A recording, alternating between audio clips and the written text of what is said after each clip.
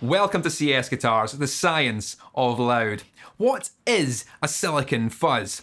The subject up for discussion today is this Meatboy Fuzz that I picked up from Gojira Effects. It looks phenomenal in its IRN-BRU livery, a guitarist's hangover cure, and even that knob's a wee can of ginger. To the best of my knowledge, this is a clone of the DAM Dark Meathead one knob silicon fuzz. Fuzz pedals like this one are extremely simple circuits, essentially a two-stage transistor amplifier designed to maximise gain with minimum component count. This small number of components makes them volatile as they lack the stabilising parts of the circuit found in more complex distortion pedals, and small variances in component tolerances and input impedance can have a drastic effect over the sound. Fuzz is chaos contained in a box. Most fuzz pedals are built around a very similar architecture. This pedal circuit largely follows the classic arbiter fuzz face, but with different component values and some capacitors surrounding the transistors which help refine and smooth the sound. So while this pedal circuit is very similar on the fuzz face of it, just changing a few components can have a drastic effect over the resultant sound. The circuits might look similar, but sonically, they are worlds apart. The choice of transistors is incredibly important to the sound of a fuzz pedal. Assuming this features the same components as the original DAM pedal, then this has silicon NPN transistors.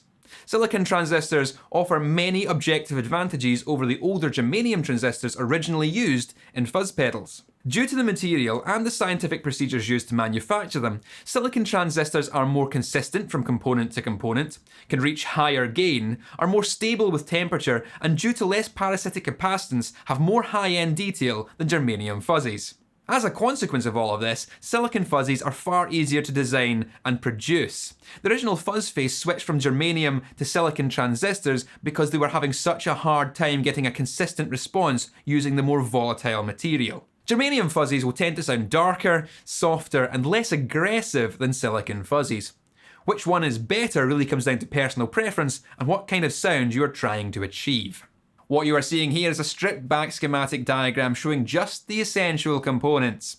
We can see that it's a two-stage amplifier with a negative feedback network. This cascading structure steps up the incoming signal, increasing the gain until the signal is deformed into heavy, saturated distortion. Fixed negative feedback brings the global gain back down a tad, but helps make the amplifier more stable and consistent. This is the only hands on the reins of the wild horse called fuzz.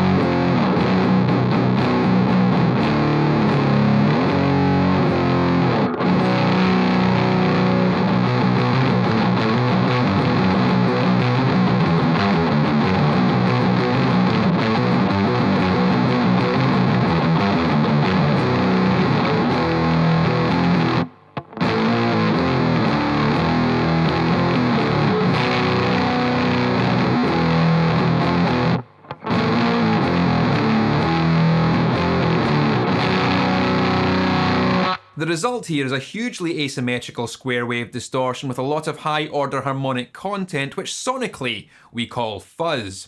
This pedal will take us from creamy distortion at low settings to full f***ed up fuzz chaos when maxing out the control. The output level of the pickups will also have a massive impact over how quickly this reaches square wave destruction. Due to the simplicity of the circuit, we basically have an amplifier that will multiply the signal until it destroys itself. By rolling back the guitar's volume control and thereby reducing the input level signal to the pedal, the output will be less distorted despite the transistor stages applying the same level of gain. Fuzz pedals are quite dynamic and touch sensitive because of this. Due to the lack of a buffer, they interact with the guitar pickup's impedance directly, making volume control manipulations and picking dynamics have much greater effect. This does mean that fuzz pedals will behave best if placed first in your signal chain before all other pedals. Placing one of these after a buffered pedal can make it sound different at best and at worst oscillate into resonant feedback. I hope that gave you some insight into silicon fuzzies, how they work and what they sound like. If you want to get one of these for yourself, then links will be in the description of this video, and make sure that you click all the buttons that you're supposed to make this video viable to the ever-changing whims of the YouTube algorithm. But that's all for now. Keep it loud, and I'll see you later.